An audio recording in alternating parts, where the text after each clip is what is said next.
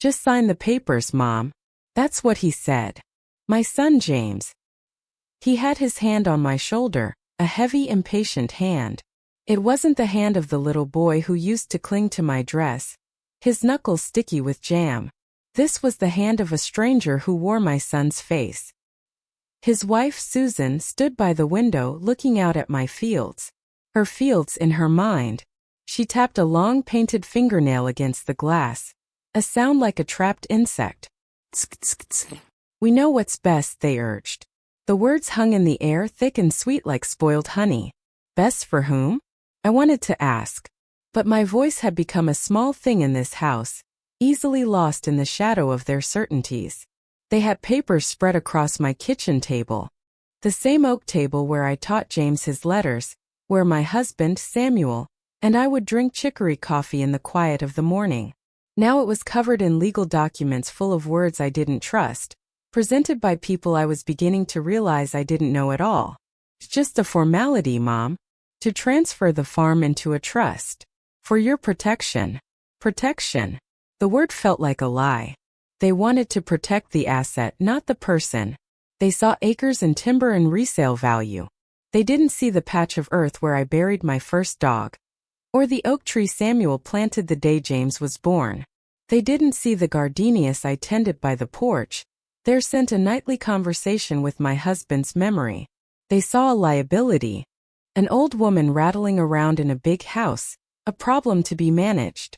They had brochures. Sunrise Meadows. Golden Vistas. Places with cheerful names that sounded like prisons for the forgotten. They smelled of bleach and regret. I looked down at the papers. My name was there, Elara Mae Washington. A name that felt heavy with the history of this place. A name that Samuel had spoken like a prayer. On this paper it just looked like a line to be signed. A surrender. So I signed. Their smiles were immediate and sharp. Relief washed over their faces, so potent I could almost feel it as a breeze in the stuffy room. They hadn't seen what I signed. They hadn't seen the other papers tucked beneath their pristine trust documents. They were so focused on their victory they didn't notice the slight tremble in my hand was not from age, but from a terrible clarifying calm. I signed the deed of my farm. Signed it clean away. Every acre, every blade of grass, the house Samuel built with his own 2 hands, the barn leaning just so to the west. I signed it all over to Marcus Henderson, the young man who helps me with my groceries. The moment they left, the silence they'd shattered rushed back in to fill the space. It was a different kind of silence now. It wasn't lonely. It was clean. The grandfather clock in the hall, Samuel's pride and joy, ticked a steady rhythm. 1 second, then the next. The sound of my life moving forward on my own terms. I walked to the window where Susan had stood. I looked out at my land. Marcus's land now. The thought didn't bring a pang of loss. It brought a strange, quiet rightness. I saw the fields not as a burden or an inheritance to be squabbled over, but as a living thing that deserved a good steward. Marcus was a good steward. He was a widower, younger than my James, with hands that knew the soil. He worked part-time at the local market, stocking shelves and bagging groceries. He'd started helping me a few years ago after Samuel passed. At first he just carried the heavy bags to my car. Then he started driving me when my eyes got bad. He'd bring the groceries into the kitchen, put the milk in the fridge, and ask if the gardenias were blooming yet. He never asked for anything. He'd refuse the money I tried to press into his hand, saying, "My pleasure, Mrs. Washington. A man's got to be of service." He spoke of his late wife with a gentle reverence. He spoke of his own small garden with a quiet pride. He saw my farm not as a number on a ledger, but as a piece of God's earth. He saw it the way Samuel had. The decision hadn't come in a flash of anger. It had been growing for years, a slow, deep understanding. It was in the Christmases they told me not to bother cooking because their children preferred takeout. It was in the birthdays remembered with a text message, an afterthought typed with a thumb. It was in the phone calls where James would talk and talk about his job, his investments, his vacation plans, and then say, "Well, gotta run, Mom," before I could speak of the leak in the roof or the ache in my bones. The final piece of clarity had come last Tuesday. I was on the porch, hidden by the climbing jasmine when James pulled up. He was on his phone, the window down. He was speaking to Susan.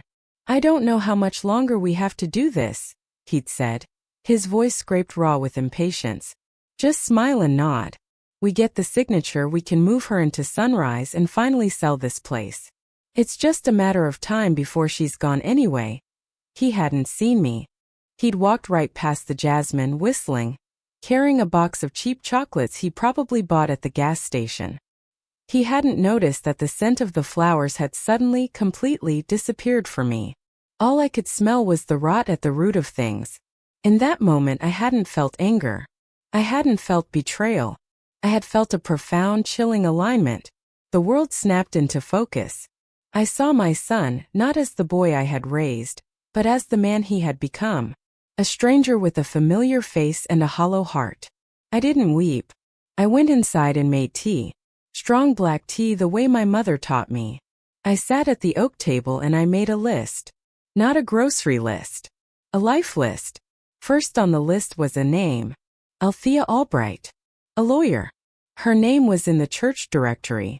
A sharp, smart woman who had helped Sister Mary with her husband's complicated estate. I called her the next day. Her voice was crisp and professional. "Ms. Albright speaking. My name is Elara Washington. I need to make some changes to my affairs." "Of course, Mrs. Washington. When would be a good time to meet?" "Tomorrow," I said. "It has to be tomorrow." There was a pause. I think she heard the finality in my voice. "My 10 o'clock is free. Can you come to my office?" "Yes," I said. I had called Marcus that afternoon. I told him I needed a ride into town. He didn't ask why. He just said, 2 o'clock work for you, Mrs. Washington?" 10 in the morning, I corrected him. 10 it is, he said without hesitation. Sitting in Ms. Albright's office, I felt a stillness I hadn't felt in years. The room smelled of paper and floor polish, a sterile, honest smell. She was a handsome woman my age, with eyes that saw everything and judged nothing. She wore a simple, elegant gray dress. She listened. I didn't tell her the whole story of the hurt. I didn't need to. I told her the facts. I owned my farm outright. My husband was deceased. I had one son. I wanted to change my will. I wanted to sign over the deed to my property. She folded her hands on her desk. "To your son?" she asked, her gaze steady. "No," I said. The word was small, but it filled the entire room. "To a man named Marcus Henderson." Ms. Albright didn't blink. She didn't gasp. She simply nodded, a slow, deliberate motion. "I see," she said. And I knew that she did. She had seen this story before, in all its sad and varied forms.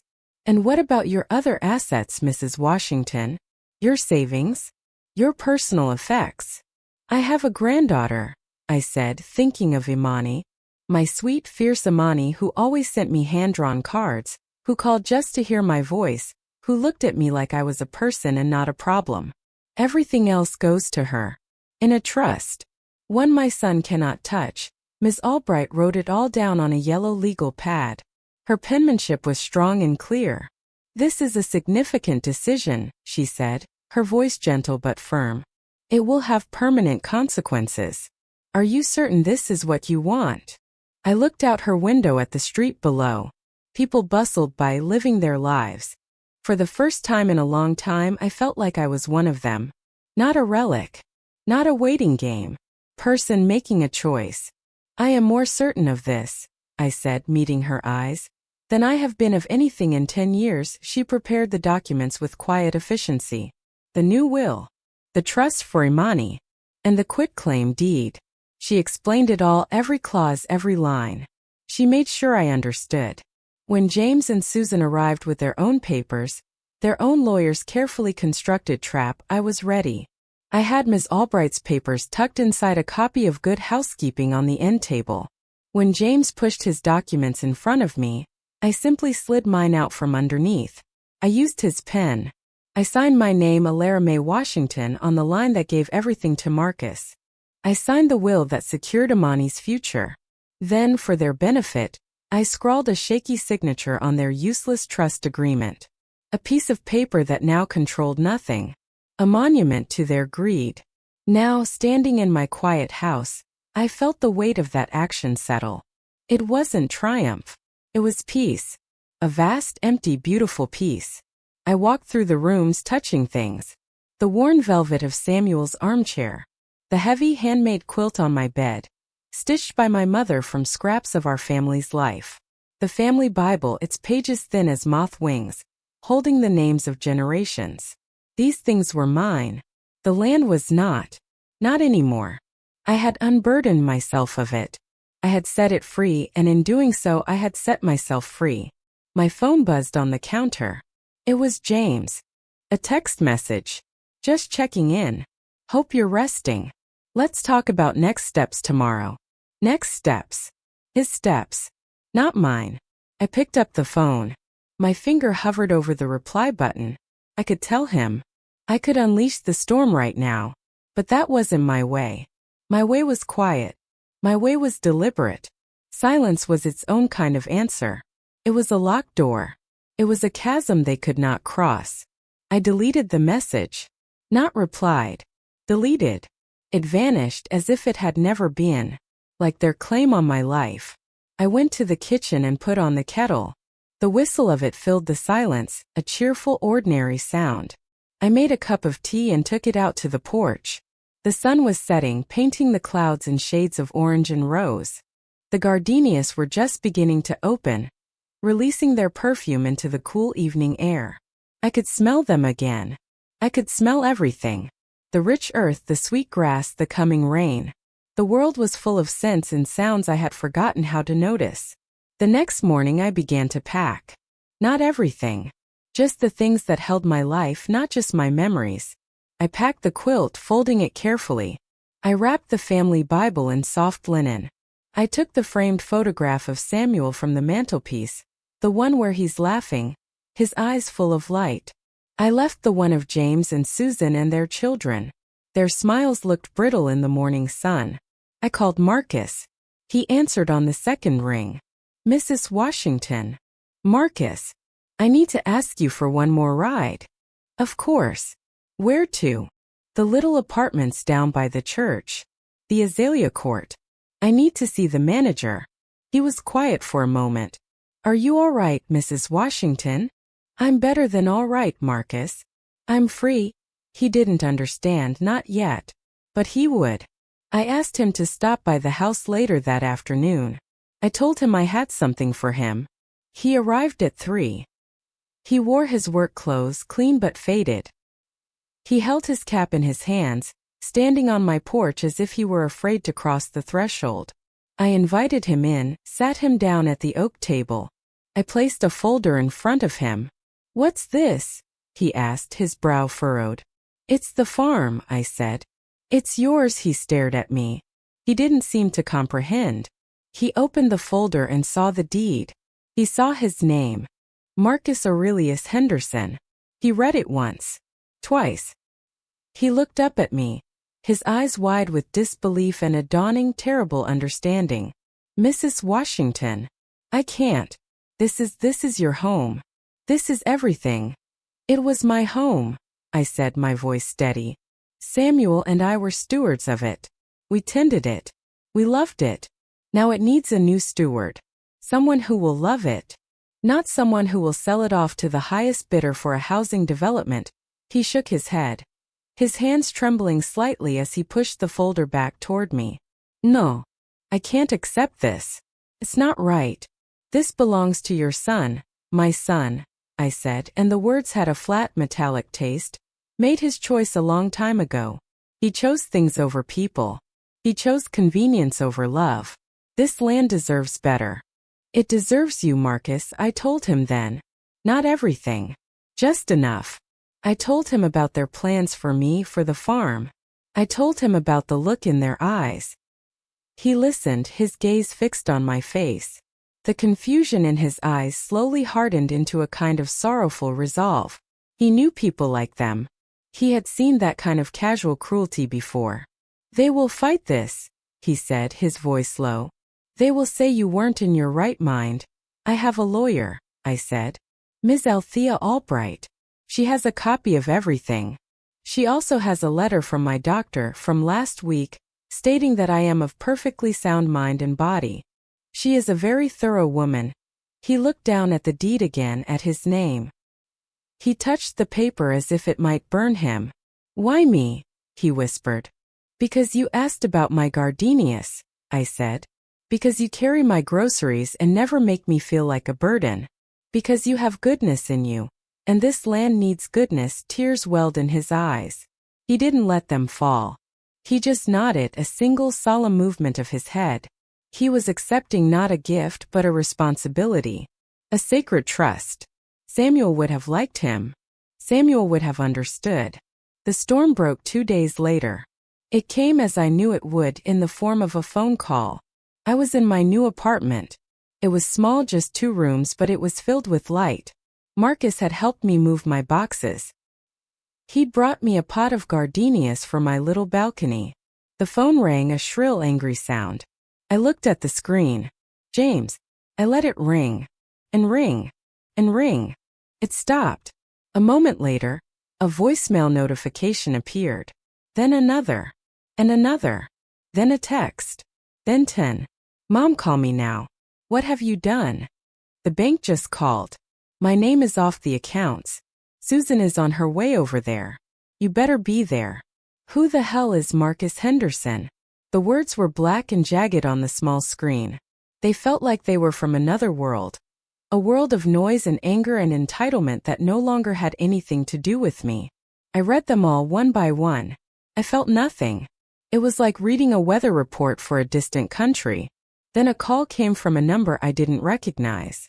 I answered it. It was Imani. Her voice was trembling. Grandma? Are you okay? Dad is. He's losing his mind. He's saying you've gone crazy, that someone took advantage of you. I'm fine, baby, I said, and my voice was as calm as a summer lake. I'm more than fine. He said you gave away the farm. To the grocery man. She sounded confused, hurt. Why didn't you give it to me? The question was so honest, so pure. It deserved an honest answer. Because, my love, I am not giving you a burden. I am giving you a future. The farm would have been a fight. It would have tied you to them, to their anger. I have left you everything else.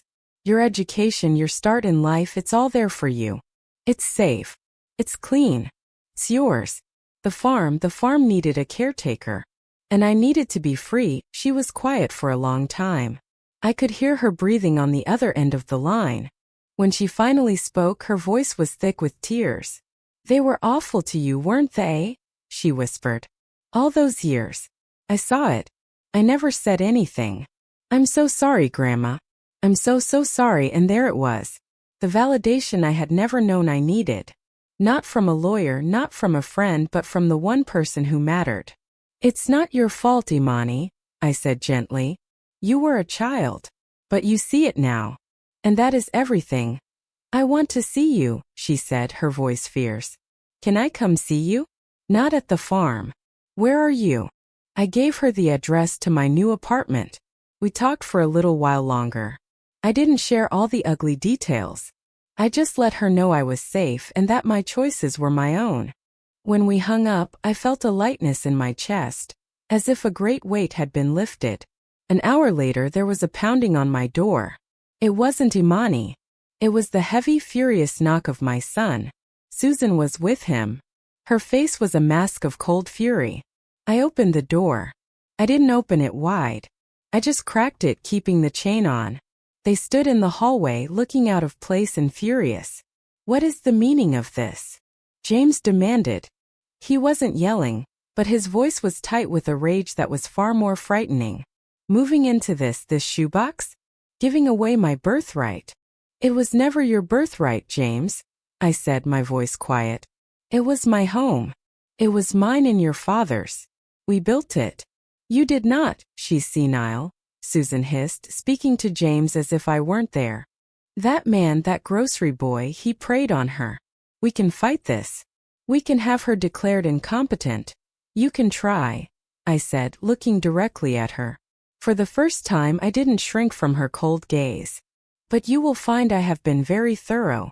My lawyer is Ms. Althea Albright. I'm sure you'll be hearing from her. James's face went pale. He knew the name. Althea Albright did not lose. Why?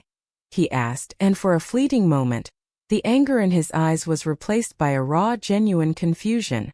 Mom, why would you do this to us? To your family? I looked at my son. I saw the little boy who loved my sweet potato pie. I saw the teenager who was embarrassed to be seen with me. I saw the man who left me on a porch, hidden by Jasmine, and spoke of my death as an inconvenience to be managed. You did this, James, I said. The words were not an accusation. They were a statement of fact. A truth as solid and unmovable as the oak tree in the yard. You and your wife. You decided I was no longer a person. You decided I was a problem. You decided my life was over and you were just waiting to collect. You stopped seeing me. And so, I decided to stop letting you look. He had no answer. He just stared at me, his mouth slightly open. He was finally hearing me. But it was too late. The words were coming from across a chasm he had dug himself. The farm is in good hands, I said. Imani is taken care of. And I am at peace. I closed the door. I didn't slam it. I closed it gently, firmly. I slid the deadbolt into place. The click was a satisfying final sound. I leaned against the door for a moment, my heart beating a steady, calm rhythm. I could hear them in the hallway, their voices rising and falling in disbelief and rage. Then their footsteps receded. They were gone. I walked over to my new window. I looked out over the small, tidy courtyard. I could see the church steeple in the distance. The sun was shining. My gardenia on the balcony had a new bloom on it, a perfect waxy white. I had spent so much of my life making myself small to accommodate the comfort of others. I had absorbed their slights, their neglects, their casual cruelties, and told myself it was just the way things were. I had made my world smaller and smaller until all that was left was waiting. Waiting for a phone call. Waiting for a visit. Waiting for a crumb of affection. Waiting to die. But on that porch, hidden by the jasmine, something had broken. Or maybe something had healed. The part of me that was willing to be invisible had finally withered and died. And in its place, something new had taken root. The next few weeks were a strange mix of turmoil and peace. Ms. Albright handled the legal threats from James and Susan.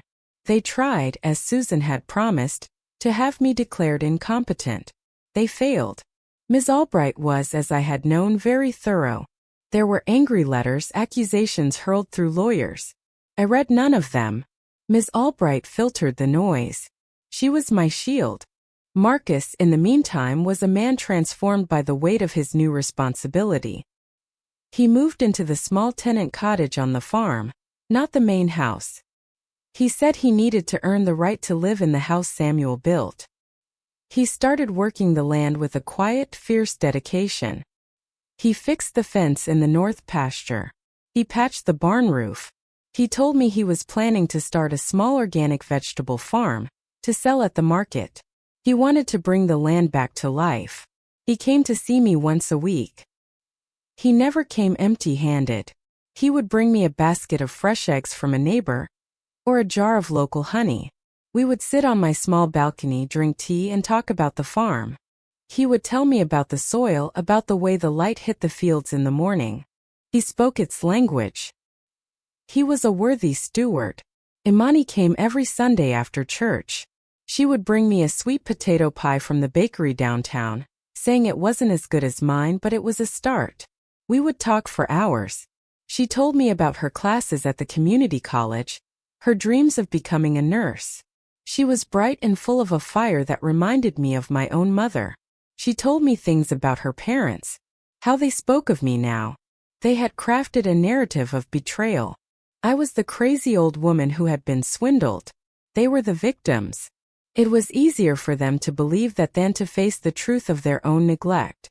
Their friends offered them sympathy. Their world closed ranks around their version of the story. It makes me sick, Imani said one afternoon. Her hands clenched into fists. They lie so easily. They've convinced themselves it's true. People will believe whatever story makes them the hero, baby. I told her, placing my hand over hers. It doesn't matter. We know the truth. You and I. That's enough, and it was. My world had shrunk, but it had also become infinitely more real. It was no longer filled with the ghosts of obligation and the shadows of disappointment. It was filled with the scent of gardenias, the taste of good tea, the sound of my granddaughter's laughter, and the quiet satisfaction of a life reclaimed. I started a journal, a simple cloth-bound book. I wrote down my memories, not the sad ones, the good ones. I wrote about meeting Samuel at a church social. I wrote about the day we brought James home to the farm, a tiny bundle wrapped in a blue blanket. I wrote about my mother's hands, how they looked when she was kneading dough. I was piecing myself back together. I was remembering the woman I had been before I became a mother, a wife, a widow, a burden. I was Elara Mae, a woman who loved gospel music and the poetry of Langston Hughes. A woman who could grow anything from a patch of bare dirt. A woman who had survived. One day a letter arrived. It was not from a lawyer. The envelope was addressed in James's handwriting. It was the first direct contact we'd had since that day at my apartment door. I let it sit on my kitchen counter for 3 days. I looked at it every time I walked by. I felt no anger, no fear, just a quiet curiosity. On the 4th day I opened it. The letter was short. Mom, I don't understand. I never will. I think you have made a terrible mistake. I think you have ruined everything. Susan and I were trying to help you. We were trying to make sure you were safe. But Imani told me what you said. That I stopped seeing you. Maybe she is right. I don't know. I am angry. But I am also sad. I miss my mother. James the First read it several times. It was a letter full of contradictions. Anger and a flicker of self-awareness. Blame and a whisper of regret. It was not an apology. Not really. But it was a start. It was the first honest thing he had said to me in years. I folded the letter and put it in my family Bible. I didn't answer it. Not yet.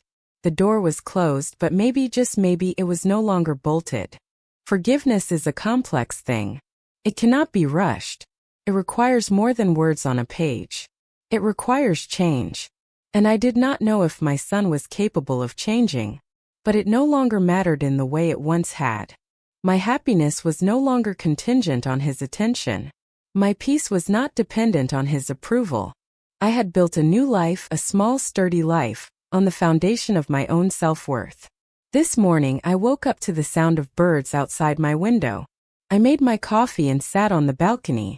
The air was cool and clean. Marcus had left a small box of fresh strawberries by my door, the first of the season from the farm. My farm. His farm. Our farm. A place I could love from a distance, knowing it was in good hands. I ate a strawberry. It was warm from the sun and bursting with sweetness. It tasted of the earth, of honest work, of a future I had not expected to have. I opened my journal. The page was blank. I had a whole new story to write. My story. And for the first time in a very long time, I couldn't wait to see what happened next. Life settled into a rhythm. A quiet, predictable, and deeply satisfying rhythm. Tuesdays were for the church quilting circle. Thursdays, Marcus would drive me to the market. Sundays, Imani would come for lunch. The days in between were my own. I read books I had been meaning to read for 50 years. I listened to the gospel station, letting the music of my youth wash over me. I sat on my balcony and simply watched the world go by, no longer waiting for my life to happen, but living it moment by quiet moment. The legal noise from James and Susan faded into a distant hum and then, eventually, silence. Ms. Albright informed me they had exhausted their options. The deed was ironclad. The will was unassailable. My competency was a matter of medical and legal record. They had lost. I felt no glee in their defeat, only a quiet sadness for the relationship that had been irrevocably broken, not by my actions, but by their own slow, steady erosion of love. I learned more about Marcus. He had been a high school science teacher before his wife, Clara, got sick. He'd quit his job to care for her. After she passed, he'd never gone back. The classroom felt too full of ghosts, he said. Working at the market, working with his hands, it was simpler. It was honest. He told me the farm hadn't just given him a home. It had given him a purpose again. He was healing the land, and in turn the land was healing him.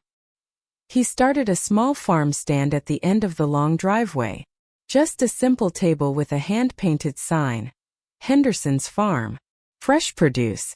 He sold tomatoes, squash, collard greens, and the sweet strawberries he always saved for me. People started coming. They liked his produce, but more than that, they liked him. He was a kind, quiet man who gave you a little extra in your bag and asked about your family. He was becoming a part of the community, a steward in the truest sense of the word. One afternoon he brought me a photograph. It was of the oak tree Samuel had planted for James. In the picture, Marcus had built a simple wooden bench beneath it.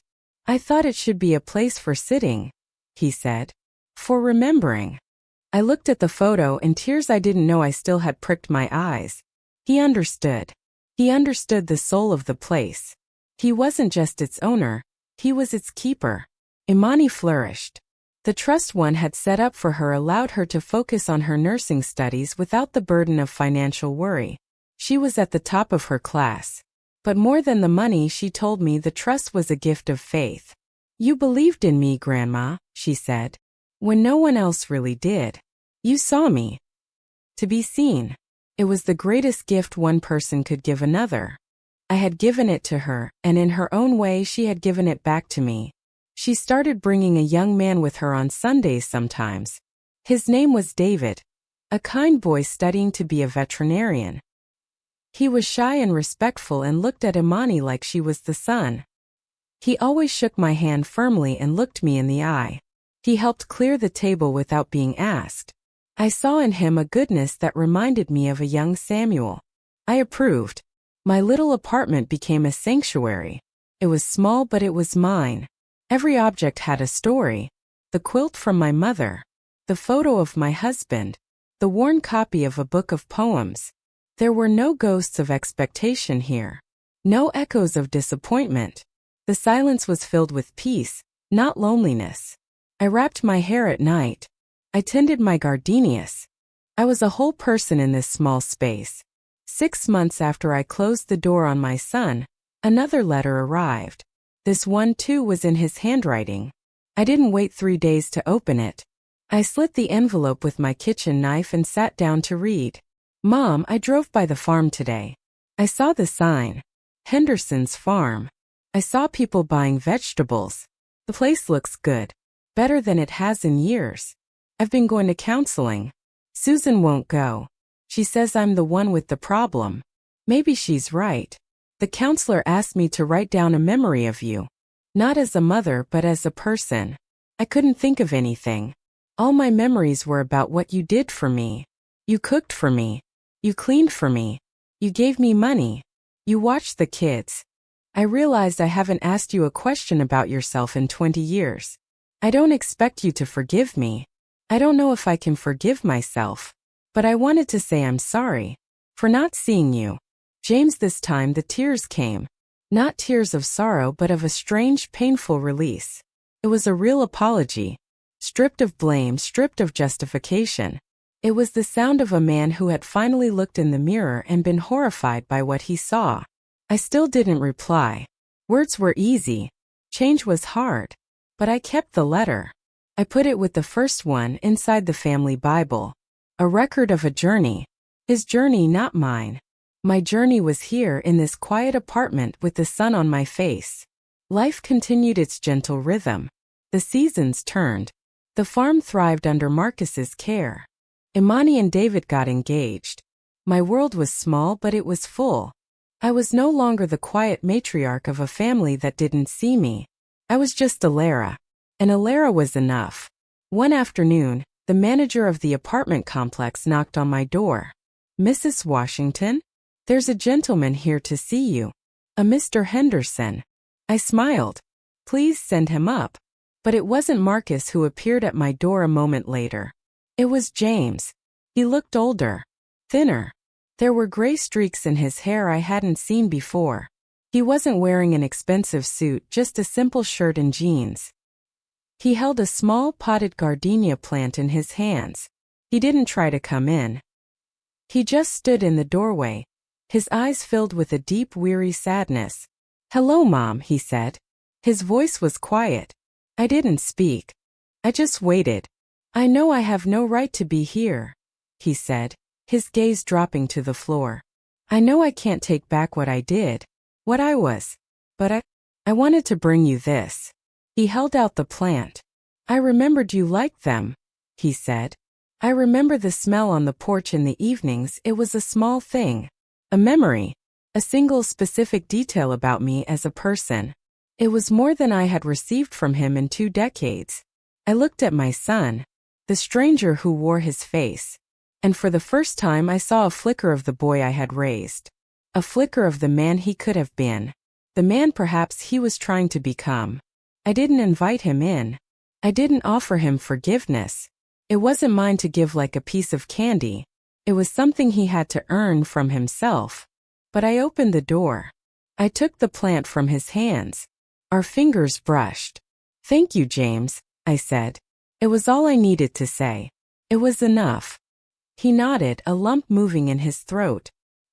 He turned and walked away without another word. I closed the door, the chain off this time. I carried the new gardenia to the balcony and set it next to the one Marcus had given me. They looked good together. I had not won a battle. I had simply chosen to stop fighting. I had laid down the heavy armor of resentment and expectation. I had walked away from a battlefield where the only prize was my own slow erasure. And in the quiet that followed, I had found not victory, but something far more precious. I had found myself. My name was Elara Mae Washington, and I was finally home.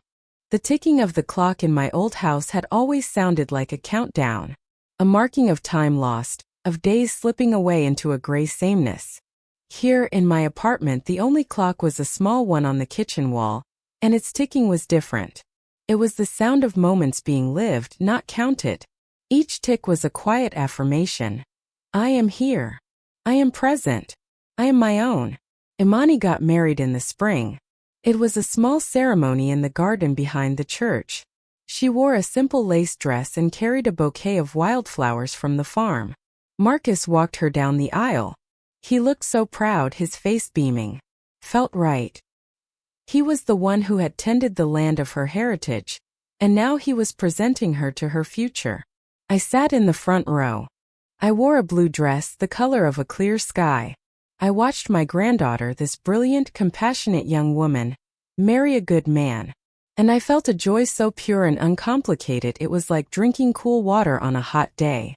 It was a joy that belonged to me, earned and savored. James was there. He sat in the back alone. Susan was not with him.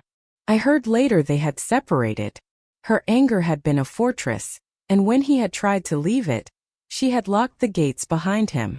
He looked lost. He caught my eye once during the ceremony. I gave him a small neutral nod. Acknowledgement, not invitation. He looked away. The path back for him would be a long one, and he would have to walk it alone. After the ceremony, at the small reception, Imani brought David over to me. "Grandma," she said, her eyes shining, "we have something for you." David handed me a small framed certificate. It was a star registry. They had named a star for me. Elara's star. "So you'll always have a light that's just yours," Imani whispered, hugging me tightly. I held the certificate, my old hands tracing the constellation map. It was a silly, sentimental gift. It was the most beautiful thing I had ever received. To them, I was not a problem or a burden. I was a star. I was a fixed point of light in their universe. Life continued. I had good days and bad days. My arthritis would ache when the rain came. Some mornings I missed Samuel so fiercely it was a physical pain. But the loneliness was gone. The feeling of being a ghost in my own life had vanished. I was the protagonist of my story now. The author. The editor. I decided which characters got a chapter and which ones were written out. Marcus's farm stand grew into a small, thriving business. He hired a few local teenagers to help in the summers. He started a program to donate fresh produce to the church's food pantry. The farm was not just a piece of land anymore. It was a source of nourishment for the whole community. He had honored the gift. He had made it grow. He had done what my son, with all his money and education, had never understood how to do. He had created value that couldn't be measured in dollars. Sometimes, when I sat on my balcony in the evening, I would think about the different kinds of silence. There was the heavy, waiting silence of my old life, the silence of an unread book on a dusty shelf. There was the roaring silence in the wake of my decision, the silence that was a weapon and a shield. And then there was this silence, the one I lived in now, a peaceful, generative silence. The silence of soil waiting for a seed. The silence of a mind at rest. I never did reply to James's letters. I never called. But one day on his birthday I did something. I baked a sweet potato pie. My recipe, the one my mother had taught me. I used fresh sweet potatoes from Marcus's farm. I let it cool on my counter, filling my small apartment with the scent of cinnamon and memory. Then I called a taxi and gave the driver James's address. I didn't put a card on the box. I just told the driver to leave it on the doorstep. I didn't know if he would understand what it meant. That it wasn't forgiveness, not yet. That it wasn't an invitation.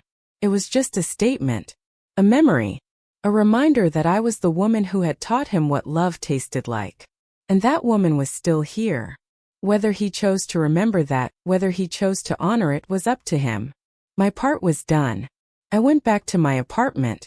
I made a cup of tea and sat with my journal. I looked around at my small, quiet life. The quilt. The photos. The books. The 2 gardenia plants on the balcony. Their leaves mingling in the afternoon sun. It wasn't the life I had planned. It was smaller. It was quieter. But it was entirely, completely, blessedly mine. I had signed the papers. I had signed my name to my own Declaration of Independence. And in doing so, I hadn't lost a farm. I had gained the whole world.